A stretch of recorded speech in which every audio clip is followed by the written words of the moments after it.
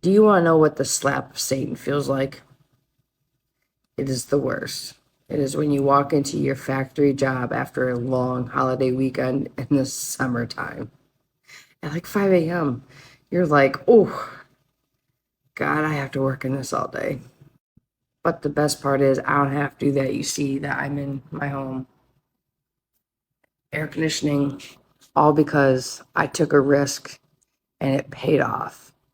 I learned affiliate marketing. I promote other people's products and services online that I trust, that I like. And I try to help people. Some people have taken me up on that, on those links, and created a better life for themselves. And that's what I want. I don't want people to sit in a factory when they don't have to, and they could work in their air conditioning and make money online and be there for their family and live their life the way they want to live it. That's the best part.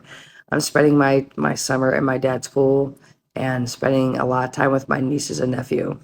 And that's the best part of life right now.